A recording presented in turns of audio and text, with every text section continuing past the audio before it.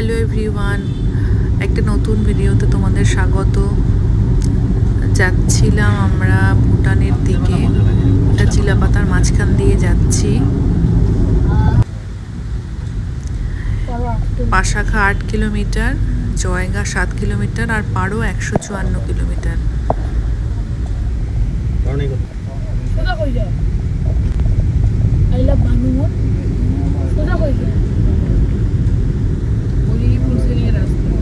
আর আমরা এখন যাচ্ছি পাশাখা, এখান থেকে 8 কিলোমিটার।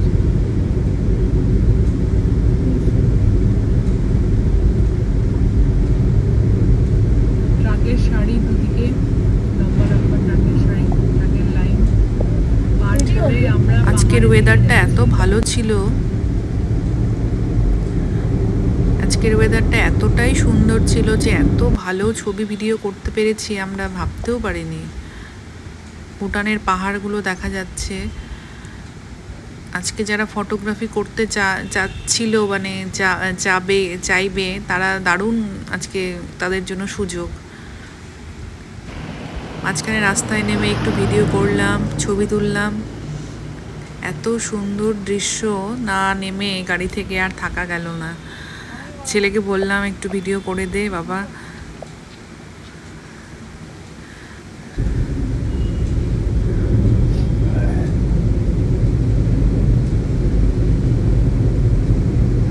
অন্ধকার হয়ে যাবে, দৃশ্যগুলো এরপরে আর দেখা যাবে না, এরপরে আর পাওয়া যাবে না। রোদটা এত সুন্দর লাগছে, পাহাড়ের উপরে পড়েছে, ফাঁকা রাস্তা, মাঝখান দিয়ে আমরা যাচ্ছি। অদ্ভুত দৃশ্য।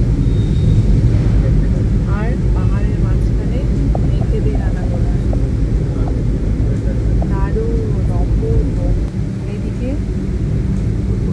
ভুটানের বাড়িগুলো দেখতে পাচ্ছি।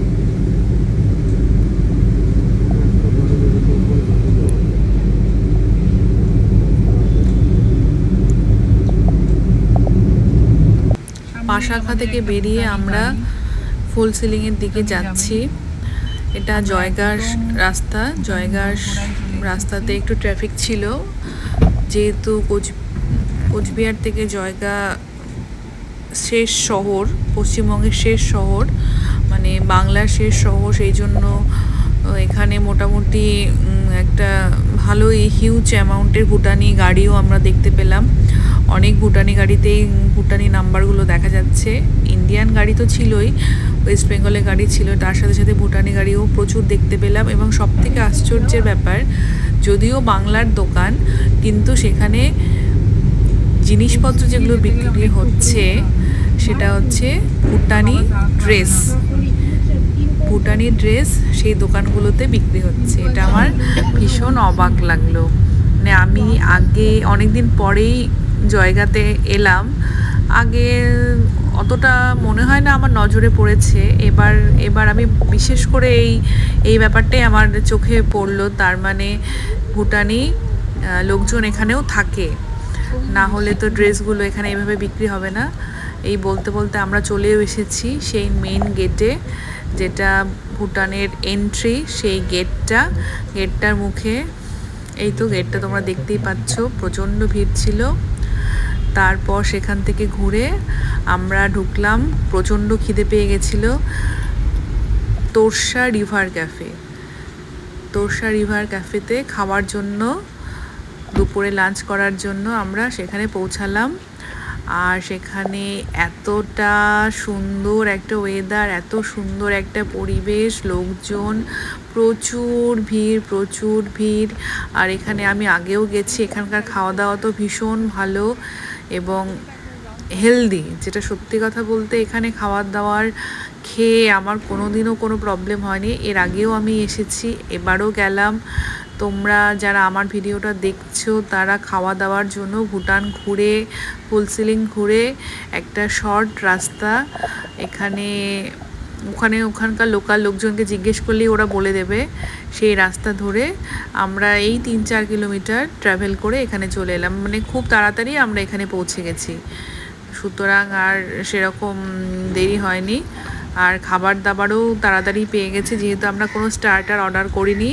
মেইন যে কোর্সটা, লাঞ্চটা আমরা খুব তাড়াতাড়ি উইদিন 15 মিনিটসই আমরা লাঞ্চটা পেয়ে গেছিলাম। আর আমরা লাঞ্চ টাইমে গিয়েছি, প্রচণ্ড খিদা পেয়েছিল, তাই জন্য আমরা স্টার্টার ফার্টার অর্ডার করলাম না, যে একবারে সরাসরি লাঞ্চটাই করব। আর লাঞ্চ করার ফাঁকে একটু ভিডিও শ্যুটও করলাম। আমার সাথে আমার ফ্যামিলি গেছিলো, আমার বাবা, আমার শ্বশুরমশাই, আমার ছেলে, আমার হাজব্যান্ড। প্রথমেই যেটা আমরা অর্ডার করেছি সেটা ছিল 1 কাপ গরম দুধ চা, যেটা স্বাদ অসাধারণ ছিল। তোমরা যারা শীতকালে যাবে তারা এই চাটা কিন্তু অবশ্যই খাবে, অবশ্যই টেস্ট করবে। আর এরকম মনোরম পরিবেশে পাহাড় দেখতে দেখতে চা খাওয়া, মানে এটা একটা নৈসর্গিক ব্যাপার আমার কাছে। যেহেতু আমি চা লাভার, আমার চা ভীষণ পছন্দের, আমার কাছে এটা অসাধারণ একটা উপলব্ধি। তারপর যেটুকু টাইম আমরা পেয়েছিলাম একটু ঘুরে নিলাম, ছবি তুলে নিলাম, ভিডিও করলাম, সেগুলো তোমাদের সাথে শেয়ার করছি। আর হ্যাঁ, আমার এই ভিডিওগুলো যদি তোমাদের ভালো লাগে তাহলে অবশ্যই আমার পেজটা, আমার চ্যানেলটা সাবস্ক্রাইব করবে আর এভাবেই আমার পাশে থাকবে। তারপর এই যে যেই ভিউ দেখার জন্য এত দূর কোচবিহার থেকে এখানে এসেছি, মানে সে বলার মতো নয়। সেই 4 অক্টোবর যে বন্যাটা হয়েছিল, যে ধসটা নেমেছিল, তারপর তোর্সার রূপটা অনেকটাই শান্ত হয়ে গেছে, সেই রকম আর তার তেজ সেরকম আর নেই। এই তো একটু মডেলিং করলাম, যদিও আমি পারি না।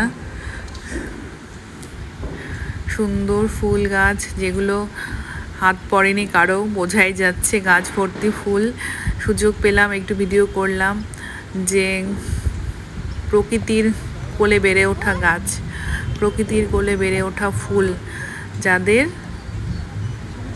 হাত কেউ দেয়নি। এই তো দুপুরের আহার ছিল fried rice, mixed fried rice, paneer. আমি যারা খেতে চাও তাদেরকে অবশ্যই বলবো যে পনিরটা টেস্ট করো। আর ছিল মিক্সড একটা চাউমিন, বাটার নান। এই তো এবার ফেরার পালা, খাওয়া দাওয়া শেষ, পেট পুজো কমপ্লিট। ফিরবো, কিন্তু ফিরতে তো মন চাইছে না, ফিরতে তো হবেই, ফিরে তো আসতেই হবে। তার মাঝে আর একবার ট্যুর করলাম, স্পটটা ট্যুর করে নিলাম।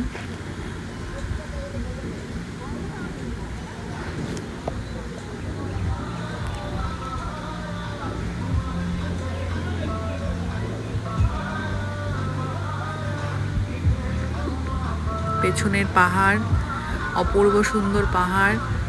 আজকের ভিডিওটা তোমাদের কেমন লাগলো অবশ্যই জানাবে কমেন্ট বক্সে, এবং এরকম ভিডিও চাইলে অবশ্যই আমাকে ফলো করবে, আমার চ্যানেলকে সাবস্ক্রাইব করবে। ও হ্যাঁ, আমরা ফেরার পথে যেহেতু হাসিমারাতে লার্জেস্ট এশিয়ার চায়ের দোকানগুলো আছে, সেখান থেকে চা পাতা নিলাম। চা পাতা নিয়ে আমি অনেকটা চা পাতাই নিয়েছি, যেহেতু চা লাভার। এরপর বাড়ির উদ্দেশ্যে ফেরা।